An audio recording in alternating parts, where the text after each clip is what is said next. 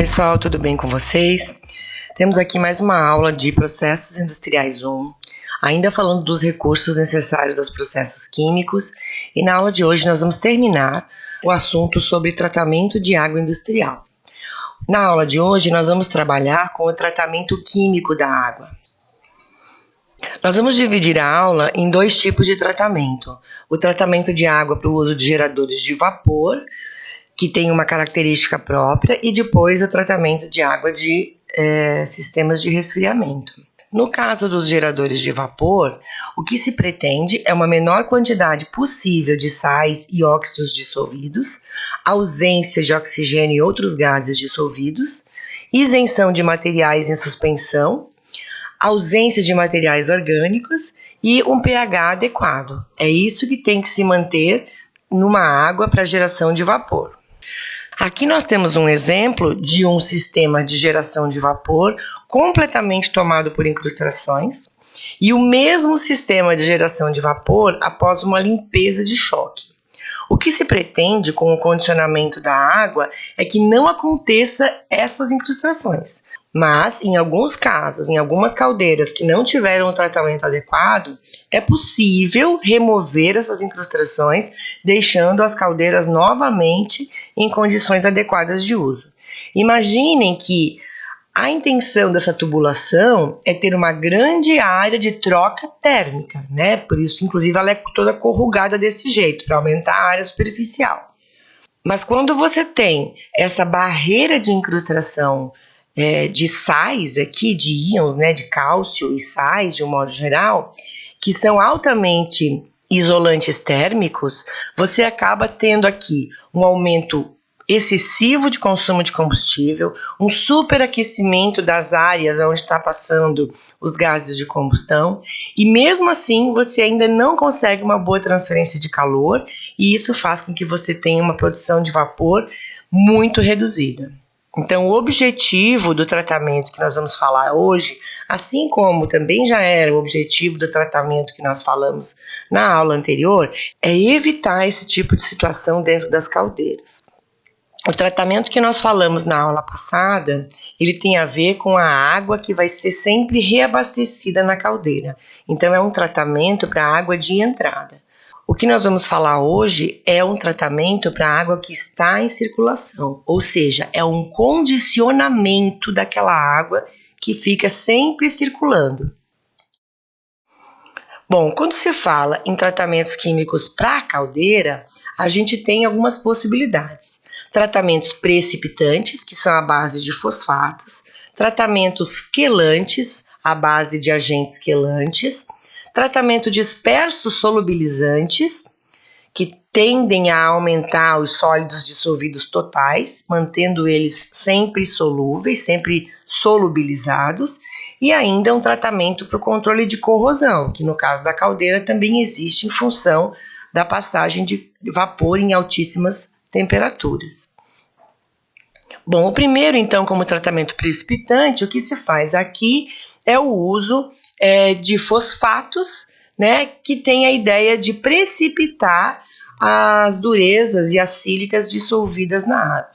Os fosfatos, então, em pHs adequados, então na presença de alcalinidade, então uma alcalinidade tem que ser bastante alta, vai reagir com a dureza da água, cálcio, magnésio e ainda sílicas, né, silicatos, formando sais bastante complexos que precipitam, que têm baixíssima solubilidade e precipitam. É melhor que o sal precipite, principalmente precipite no boiler inferior, no caso de aquatubulares, né? Ou então, se for flamotubulares, ele vai precipitar no fundo da caldeira, que é exatamente onde existem as válvulas de purga ou de descarga, e essa saída desses sais precipitados vai acontecer na forma de uma lama. É melhor que isso aconteça do que aconteça uma incrustação. Se esses sais de cálcio, magnésio ou esses silicatos ficarem dissolvidos na água, a hora que a água evapora nos tubos, tanto dentro quanto fora, automaticamente a incrustação se forma, porque a água evapora em contato com o tubo e o sal fica preso ali naquele tubo. Então, O tratamento precipitante tem a função de evitar que a incrustação aconteça por esse princípio. O problema é que ela vai gerar uma quantidade grande de lama. Então, aqui nós temos algumas desvantagens. Primeiro, a formação de lamas, né? Essas lamas, elas não vão ficar incrustadas, mas elas vão ficar aderidas também na caldeira. Então, se você aumenta a quantidade de lama, você precisa automaticamente aumentar a quantidade de vezes que essa purga da caldeira acontece. Toda caldeira em operação, ela vai ter purgas periódicas da água. É uma purga de água quente, né? Mas ela tem que acontecer. Então, o operador da caldeira, de tempos em tempos, vai abrir uma válvula que fica na região abaixo da caldeira, a região mais baixa possível da caldeira, onde tem a água, e vai deixar sair essa água. Essa água vai sair levando a lama junto com ela. Quanto mais precipitação você tiver dentro da caldeira, mais vezes você vai ter que fazer essa purga da caldeira para eliminar o excesso de lama, porque mesmo a lama acaba dificultando a transferência de calor também dentro da caldeira. Outro aspecto é que ela necessita de valores elevados de alcalinidade, e isso pode gerar uma falta de controle em relação a essa alcalinidade, o que pode levar a uma possibilidade de ataque cáustico. O mais comum é que os metais sejam corroídos por ácidos, então de qualquer forma, sempre se mantém um pH mais alcalino quando se tem metais envolvidos, né? Uma torre de resfriamento ou uma caldeira. Mas você não pode deixar muito básico, porque senão você pode inverter o processo e vai ter um ataque cáustico. Esse sistema também não tolera abaixamentos de pH. O que vai acontecer se houver abaixamentos de pH é que você vai estar colocando fosfatos dentro da caldeira, ou seja, aumentando a quantidade de sais que estão lá dentro e eles não vão precipitar, aquela reação não vai acontecer, porque ela é dependente de uma alcalinidade alta.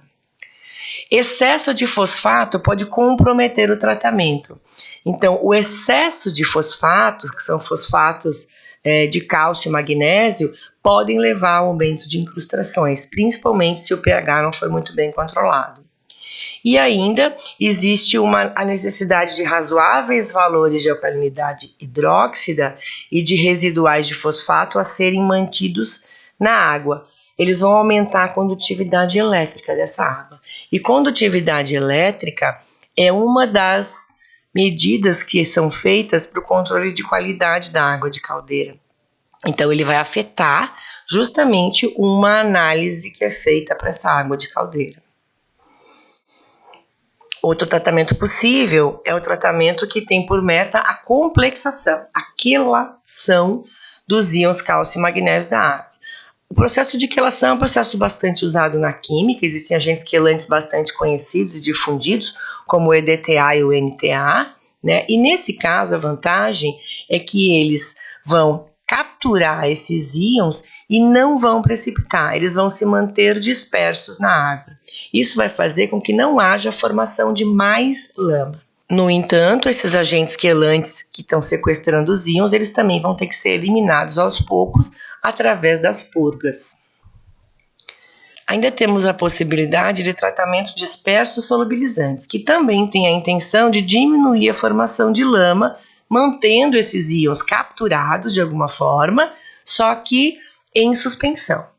Os principais tipos de ações usadas para esse tipo de tratamento são o efeito limiar, também chamado de sequestração, ação dispersante e modificação de cristais. O primeiro, que é a sequestração, é o uso de polifosfatos, polímeros à base de fosfatos, né, polímeros ou copolímeros, que têm um alto peso molecular, porém uma baixa densidade. E aí eles sequestram esses íons cálcio, magnésio, ferro e mantêm eles suspensos.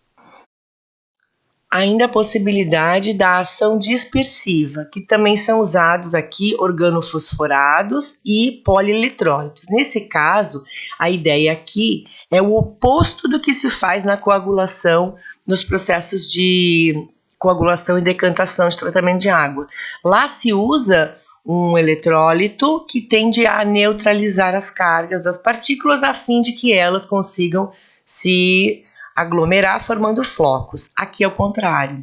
Aqui esses polieletrólitos vão aderir às superfícies das partículas dispersas, evitando que elas precipitem. Por quê? Porque eles vão colocar uma carga naquelas partículas. Aí todas as partículas vão ter a mesma carga e isso vai gerar uma ação dispersiva, uma repulsão entre as partículas, evitando que elas se juntem para formar depósitos. Obviamente, também esse material vai ter que sair à medida que forem feitas as devidas purgas na caldeira.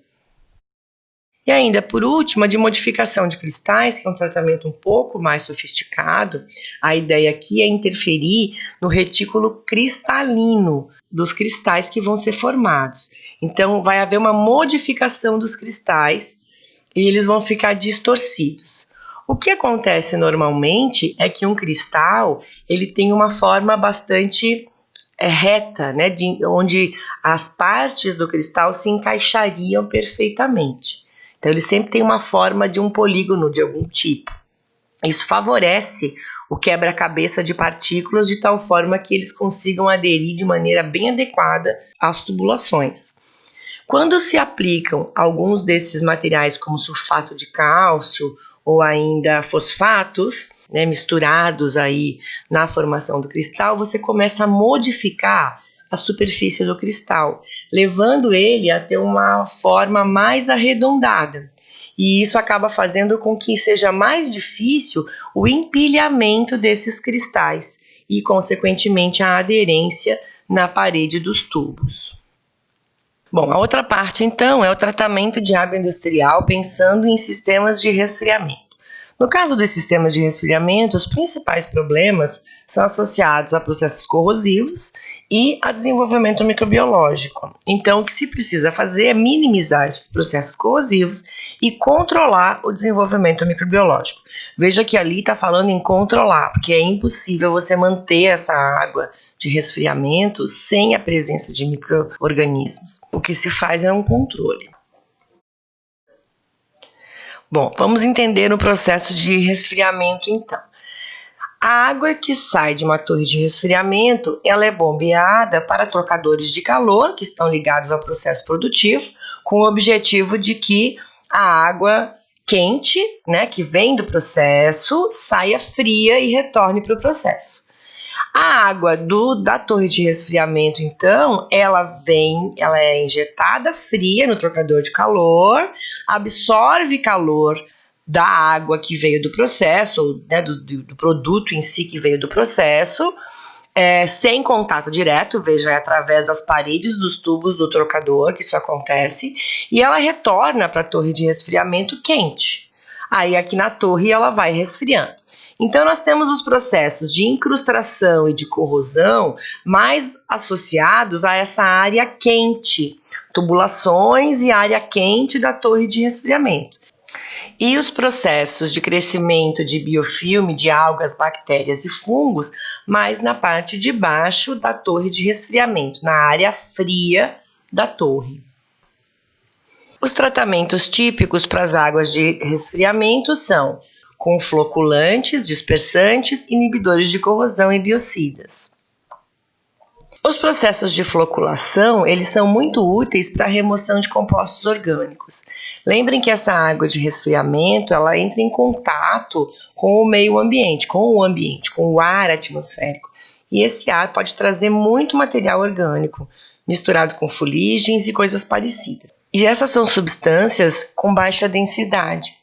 Então, elas tendem a flotar mais do que decantar. Então, o processo de floculação, ele pode ser tanto para que haja a flotação dessas sujidades e elas saiam pela parte de cima das bacias coletoras de água das torres de resfriamento, quanto, em alguns casos, pode servir também para a formação de flocos mais densos e eles são precipitados. E embaixo das torres de resfriamento também tem que ter uma descarga, que é feita periodicamente para evitar excesso de acúmulo de depósitos. O que se faz aqui é o uso de polieletrólitos que aglutinam as substâncias indesejadas, fazendo elas ou flotarem ou decantarem. Os processos de dispersão são os mesmos que nós já vimos para águas de caldeira, então eu não vou repetir os processos. E ainda o efeito surfactante. O efeito surfactante é mais ou menos a ideia semelhante ao uso de um detergente ou sabão, aonde esse detergente ou sabão vai servir como uma interface, fazendo com que moléculas, por exemplo, que são hidrofóbicas, interajam com a água e sejam solubilizadas pela água, evitando a formação de aglomerações dessas substâncias hidrofóbicas e possível precipitação. Então, a ação surfactante serve também como um processo de limpeza, eliminando todas essas partículas que são hidrofóbicas principalmente. O controle microbiológico das torres de resfriamento é um dos processos mais importantes, porque inclusive os micro-organismos que podem ficar aderidos à superfície das torres de resfriamento podem produzir ácidos que vão atacar de forma corrosiva a estrutura metálica. Esse controle biológico ele pode ser feito por biocidas oxidantes ou biocidas não oxidantes. Os biocidas oxidantes têm seu princípio de ação fundamentado na oxidação da matéria orgânica presente nos seres vivos. Eles atacam de forma oxidativa, muitas vezes proteínas de membrana, e aí eles conseguem destruir a membrana celular. O exemplo mais comum é o cloro e os seus compostos, que pode ser tanto o gás cloro, o hipoclorito de sódio ou de cálcio, e ainda o dióxido de cloro. Esse cloro, na verdade, ele vai reagir com a água, formando o hipoclorito. É o hipoclorito que tem a sua ação biocida. E o que acontece nesse caso, para que a reação aconteça de forma adequada, é que esses processos de cloração, eles têm que estar acontecendo em valores de pH abaixo de 8,5, abaixo de 8 geralmente, porque senão o efeito não vai acontecer. Esse ácido hipocloroso, ele vai atravessar as paredes celulares, no caso de micro-organismos que têm parede celular, e ele vai reagir com as proteínas de membrana, quebrando as membranas. Ele também pode reagir com alguns grupos de compostos orgânicos e isso vai afetar a respiração celular.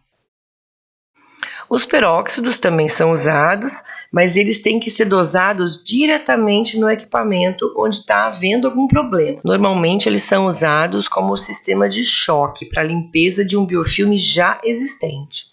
Eles têm como desvantagem que eles são bastante voláteis e isso acaba diminuindo muito a sua eficiência. E o seu tempo de duração é muito pequeno também. Ozônio, da mesma forma que o peróxido, também é muito volátil e ele ainda tem uma outra desvantagem, que é um alto custo dos equipamentos destinados à geração. Como vantagem, ele tem a não existência de resíduos e, a longo prazo, normalmente, ele tende a ser um processo que vale a pena. Ele se paga, mas a longo prazo. E os biocidas não oxidantes, eles funcionam como mecanismos um pouco diferentes. Eles vão normalmente interferir no metabolismo e na estrutura da célula, podendo destruir a parede celular, impedindo a respiração ou impedindo a reprodução celular. Eles são mais estáveis e mais duráveis do que os biocidas oxidantes, porém, como eles permanecem na água, a sua concentração ela vai sendo reduzida à medida que vai acontecendo as perdas de água por purgas, por descarga das torres de resfriamento. E também, em muitos casos, o princípio ativo, para que ele funcione como um biocida, ele acaba sendo degradado. Esses compostos não podem ser corrosivos e ainda se pode utilizar esses biocidas não oxidantes juntamente com biocidas oxidantes, como por exemplo os à base de cloro. Aqui nós temos algumas fotos de caldeiras que sofreram tratamentos de limpeza química, então elas estavam nessas condições de incrustação, né? E após um tratamento químico de choque, elas voltaram à sua condição adequada, né? Para que haja uma boa transferência de calor. Aqui é um exemplo de caldeira que tem sido mantida com os tratamentos químicos adequados. Então, além de que a água de entrada sempre é bem tratada, essa caldeira aqui, ela tem sido mantida com tratamentos adequados de conservação da qualidade da caldeira. Nesse caso aqui, ela tem sido mantida assim por 6 anos. Após a primeira limpeza, ela tem sido mantida há 6 anos. Aqui o mesmo caso, só que para torres de resfriamento. Então aqui a parte das torres, né, interna da torre de resfriamento, cheia de corrosão. Veja que o grande problema aqui é a corrosão, né? Passou por um processo de limpeza, olha a quantidade de lodo que tem no fundo, né, na caixa coletora da torre de resfriamento, e aqui após a limpeza. Então, você veja que a possibilidade de trocas aqui ficou muito melhor, né? A estrutura ficou íntegra e ficou se mantendo muito mais a qualidade dessa torre de resfriamento aqui. Aqui um exemplo dos enchimentos internos de uma torre de resfriamento. Vejam que é importante que a torre tenha enchimentos para aumentar a área de contato, né? Pingo, respingo e áreas de contato da torre de resfriamento. Mas essa rede de enchimentos seria um local perfeito para a criação de fungos, de algas, de colônias de bactérias. Então, por isso, é muito importante que se mantenha a qualidade microbiológica dessa água. Tem que evitar, tem que controlar que o biofilme se forme, porque uma vez formado um biofilme que mistura algas, fungos filamentosos, bactérias, protozoários, para tirar esse biofilme depois vai ser bastante complicado para limpar esse tipo de situação, esse tipo de enchimento aqui. Então, o controle microbiológico tem que ser uma prioridade no caso das torres de resfriamento, porque senão pode chegar ao ponto onde você depois tem que parar tudo para conseguir limpar. Bom, pessoal, com isso nós vimos então a segunda parte do tratamento da água, visando o condicionamento da água que está em circuito fechado, tanto na produção de vapor em caldeiras, quanto na produção de água de resfriamento nas torres de resfriamento.